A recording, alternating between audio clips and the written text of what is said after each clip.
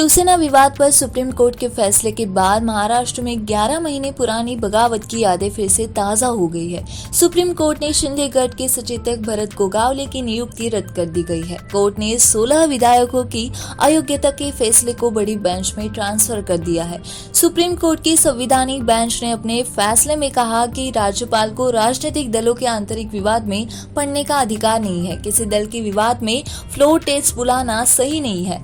महाराष्ट्र में 20 जून को विधान परिषद चुनाव के बीच एकनाथ शिंदे ने 11 विधायकों के साथ मिलकर उद्धव ठाकरे के खिलाफ बगावत कर दिया था। शिंदे अपने साथ शिवसेना के 40 और 10 निर्दलीय विधायकों को लेकर पहले सूरत और फिर गुवाहाटी चले गए। शिंदे के इस कदम से भूचाल आ गया और महाविकास आघाड़ी की सरकार गिर गई। सरकार गिरने से पहले यह केस सुप्रीम कोर्ट में चला गया।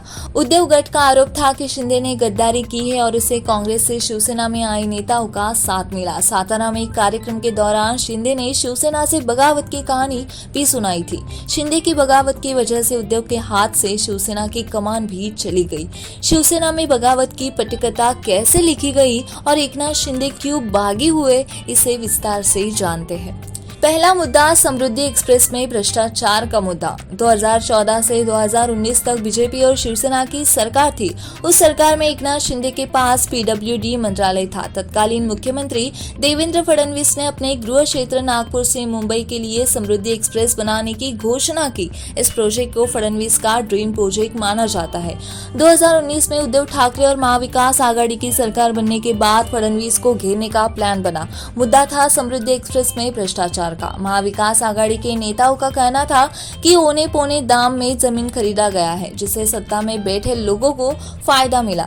2020 में एकनाथ शिंदे ने भी इसे स्वीकार किया और सीएमओ में शिकायत आने की बात कही। हालांकि बाद में इसकी आंच शिंदे तक पहुंचने लगी। शिंदे इस मामले को ठंडे बस्ते में डालना चाहते थे, लेकिन कांग्रेस लगातार हमलावर थी। शिंदे इस वजह से उद्धव ठाकरे से नाराज हो गए। बगावत के वक्त शिंदे गढ़ की निशानी पर सबसे अधिक कांग्रेस ही थी। दूसरा मुद्दा यह है कि उद्धव ठाकरे का बीमार होना। सरकार गिरने और शिवसेना के बगावत में सबसे महत्वपूर्ण फैक्टर उद्धव ठाकरे का बीमार होना था। बगावत से कुछ महीने पहले ही शरद पवार ने उद्धव से आगाह भी किया था। एक मंच पर पवार ने कहा था कि आप नेताओं से मिलते नहीं हैं, विधायकों को समय नहीं देते हैं, यह नाराजगी को बढ़ाती है।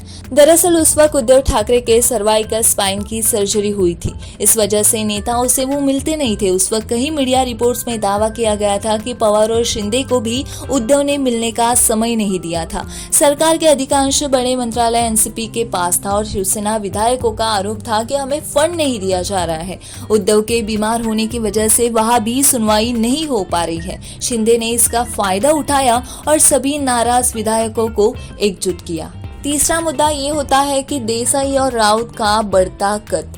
शिवसेना में उद्धव ठाकरे के बाद एकनाथ शिंदे का स्थान था। 2015 में जब बीजेपी और शिवसेना ने मिलकर सरकार बनाई तो शिंदे ही विधायक दल के नेता थे। 2019 में भी उद्धव ठाकरे शिंदे को मुख्यमंत्री बनाना चाहते थे, लेकिन बीजेपी से बात नहीं बनी। इसके बाद संजय राउत, शरद पवार ने मिलकर महाविकास आघाड़ी का गठन किया। एनसीपी और कांग्रेस के समर्थन से उद्धव ठाकरे मुख्यमंत्री बने। शिंदे को कैबिनेट में शामिल किया गया, लेकिन शिवसेना में उनका रसूख कम होता गया। महाविकास आघाड़ी की सरकार में ठाकरे परिवार के बाद संजय राउत और अनिल देसाई का कद बढ़ता गया। सियासी गलियारों में शिंदे के मंत्रालय में उद्धव के बेटे आदित्य के दखल की भी चर्चा होने लगी। शिंदे सबसे नाराज रहने लगे और उद्धव के खिलाफ वो बागी बन गए।